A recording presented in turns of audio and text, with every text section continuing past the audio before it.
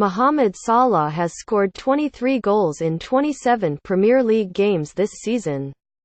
Mesut Ozil, Moussa Dembele, Riyad Mahrez, Paul Pogba and Mohamed Salah are among the Muslim players now starring in the Premier League. Their faith can be seen in their mannerisms on the pitch, cupping hands in silent pre-kick-off prayer or prostration after hitting the back of the net. For Salah, who has 23 Premier League goals for Liverpool this season, his religion has become the unlikely inspiration for some Liverpool fans to rewrite the lyrics to 1996 hit Good Enough by Dodgy. The words of the chorus are adjusted to celebrate the feats of the Egyptian striker. If he's good enough for you, he's good enough for me. If he scores another few, then I'll be Muslim too. If he's good enough for you, he's good enough for me. He's sitting in the mosque, that's where I wanna be. Quote. A video posted on Twitter with a group of Reds fans performing the song went viral.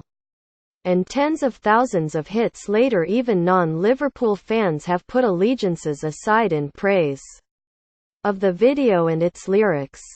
Media playback is not supported on this device. Mohamed Salah inspires "I'll be Muslim too" chant in his hometown of Bessayoun near Cairo. Salah would have been 4 years old at the time of the song's original release, so it is unlikely that he would have heard it then. The 25-year-old has certainly heard it now. The video has received mainstream media coverage, and Liverpool fan and club member Asif Badi believes it is an exercise in inclusivity. He likes the song's message and is adamant that Salah and the video have had a unifying effect in Liverpool, which was the home of solicitor William Quilliam, the first English Muslim convert to Islam in 1887, and where he opened the UK's first mosque and Islamic centre. Abubakar Bulla, left, and Asif Badi, right, are ardent Liverpool supporters. The Mo Salah song shows how tolerant and welcoming the people of Liverpool really are. Historically, Liverpool has a reputation of welcoming visitors and also is the site of one of the first mosques in the British Isles. Said Badi, "It's great to see all the positive outpouring of affection towards Mohamed. I would get behind any Liverpool player, but I can't hide my pride that Mo is not only a great Liverpool player but he is also a fellow devout Muslim too." Quote, a regular at Anfield, Badi is part of a large number of Muslims who support Liverpool. And he says Salah's performances and goals have seen that number grow. The success of Salah has also led to an increase in the Liverpool fan base in the UK and around the Muslim world. I was pleased to hear of a 10-year-old Manchester United fan who became a Liverpool fan because of the song. That can only be good. He adds, media playback is not supported on this device. Liverpool's Mohamed Salah wins 2017 BBC African Footballer of the Year. Like Salah, German World Cup winner Ozil is proud of his religion and happy to show it on the pitch. I'm a Muslim. I believe in that. You can see before games that I pray and that I'm pleased to be able to go on this path. It gives me a lot of strength. He said, I'm someone who's always been thankful. Someone who doesn't just wish the best for me but for the people. It's a very important part of my life. What's important is to come together and show respect. Quote, like an increasing number of grounds in the Premier League, Arsenal's Emirates Stadium incorporates a multi-faith fans' prayer room. When a prayer time arrives during a match, fans have a place to congregate safely to focus on their faith for the few minutes it takes before returning to their seats. Arsenal's Muslim fans and matchday staff cram into their tiny concourse room to offer their prayers. Mesut Ozil prays before a game between Arsenal and Burnley in January 2017. In September 2016, The new main stand at Anfield was completed and a multi-faith fans' prayer room was included in the redevelopment. This was not only in response to the diverse needs of the Liverpool fan base, but also in response to a previous experience for Badi and fellow solicitor and Reds Muslim fan Abubakar Bulla in 2015. Images of both Badi and Bulla praying at Anfield caused a storm on Twitter, with one Liverpool fan tweeting, "Muslims praying at half-time at the match yesterday. #disgrace." Quote, Liverpool were swift to distance themselves from that comment and condemned the tweet, as did other Liverpool fans on social media. Looking back, Badi and Bulla wonder if those fans who had a negative view on their praying are now the same fans cheering loudly as Muslim striker Salah smashes in another goal and breaks another goal-scoring record, all celebrated with an on-field prostration to his faith. I now think that the negative Twitter reaction to our praying was the reaction of a very small minority, and the Mo Salah song displays the true feelings of Liverpudlians, reflected Badi, who praised Liverpool's fans' prayer room. This facility has undoubtedly led to a greater number of Muslims attending games.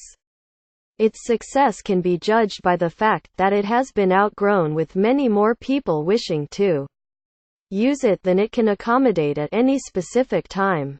Quote, media playback is not supported on this device. Football Focus. Mohamed Salah joined Liverpool to win titles in East London in October 2013. During a game between West Ham and Manchester City, a small group of home Muslim fans, with no prayer room available, tried to offer their Maghrib sunset prayer on a concourse under the main stand at the club's former home Upton Park. Videos later emerged on social media of the group suffering horrific racist and Islamophobic abuse. Spurred into action, and to avoid any future misunderstandings, the club ensured that their new home, London Stadium, would have a multi-faith prayer room. Over in the West Midlands, the borough of Sandwell has been described as one of the most deprived areas in Britain. Hard-working white and ethnic minority communities live and work here in a catchment area for West Bromwich Albion. A stone's throw from the Hawthorns is Oldbury, home to Baggies fan Ashley Rollins, a season ticket holder. Rollins embraced Islam in 2012. He likes the Salah video and is well positioned to empathize with fans' understanding on all sides while saluting the performances of Albion's own Muslim players. Ahmed Hegazi was joined by fellow Egyptian Ali Gabr in January. I've been on both sides in regards to the Muslim community, and seeing the Mo Salah tribute song from Liverpool fans has been such a positive thing. He said, "It shows that football is bringing people together, as you wouldn't have seen something like this a few years ago. Especially people singing, sitting in a mosque is where I want to be." At my club, we have a similar story with regards to Ahmed Hegazi. He is so well received. His bravery in the games has been inspiring, and as a result the fans love him. I have his name on the back of my shirt, and he is definitely a conversation starter. Quote, Ahmed Hegazi joined West Brom from Egyptian Premier League side Al Ahly. In quick time, Rollins, a manager at the Ministry of Justice who also plays semi-professional football, has achieved a greater knowledge and understanding of Islam than many born into the faith. In his office, the 29-year-old is happy to share his knowledge on Islam when he gets asked questions by his fellow workers. At work, I have regular conversations with my team, and there is interest in Islam. They ask many questions which I'm happy to answer. If I don't know the answer, I find out and get back to them. He said, away from the top-flight teams, community-based clubs need their local fans to turn up and support their team. and if that club is located in a predominantly Muslim community. Rollins urges them to also attend matches. But he warns that if the clubs want them to return, they will need to address the additional needs, especially when it comes to matchday catering. Muslim fans should definitely go to matches to show the general public that there are so many similarities between us, regardless of faith. He says, I do, however, feel football clubs with a mixed demographic fan base could do more to address the lack of prayer facilities, as this is a fundamental part of our faith and many others. Quote, there are 69 members of this Liverpool supporters group in Preston.